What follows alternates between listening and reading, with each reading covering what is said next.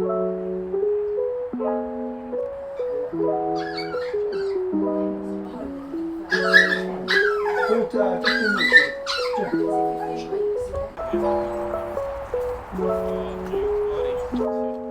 good.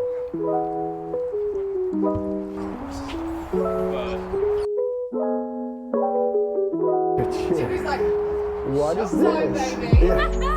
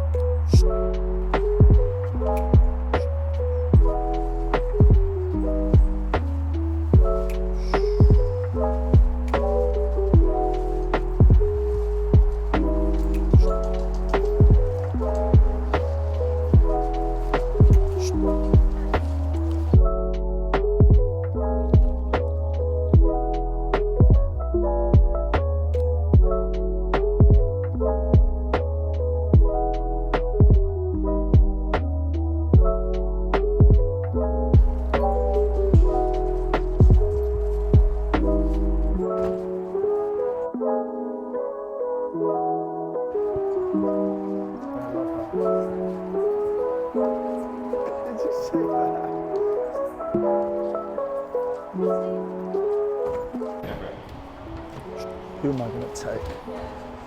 Remy. Mickey? Mickey? Molly? Place? No.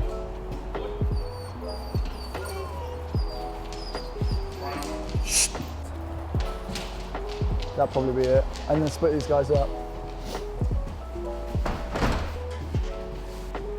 Brian, place. Place. Good.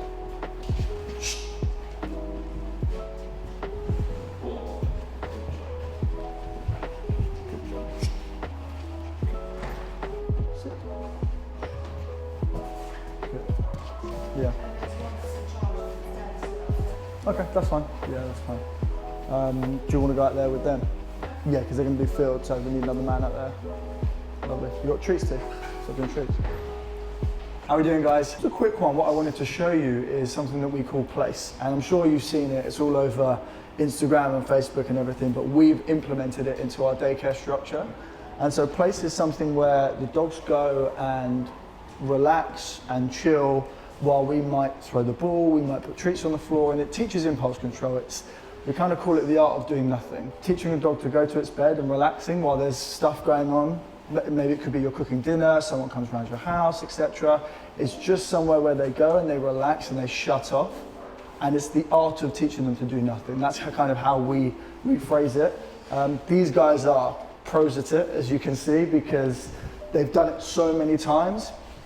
And as you can see, T's just reinforcing that good place with food as well. But these guys really understand it. There's a big difference for a dog kind of going onto it and being attentive and excited and knowing the obedience of it. And then the difference to that is actually understanding what place is, which is what Barry and Milo and Marley and Mickey and Reggie, they get, which is to go on there and just shut off. And that's what we want to achieve. For us, if you have a calm dog, you have a happy dog, you have a well-behaved dog, excitement isn't always good in the dog world, and you'll see that. We'll explain more about that in later videos, but what we want when we're working with the dog is calm is number one, then we can add bits of excitement in here and there.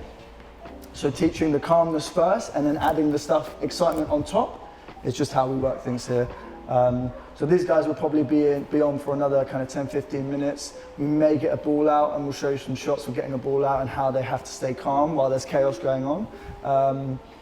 But yeah, they know how to do it, they're smashing it, but it's something that maybe you can do to implement in your everyday life with your dog. Just something simply as, I'm making a cup of tea, instead of my dog being here like a Velcro dog, let's ask for some space, a bit of impulse control, just go and chill on your bed for 5 minutes and then I can call you off. A big thing before I forget though, with places there is always a start and there's always a finish.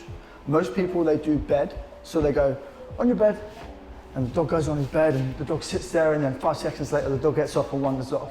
But then the people forget about it. So what we want is, as soon as we say place means you stay there and relax until we say you can come off.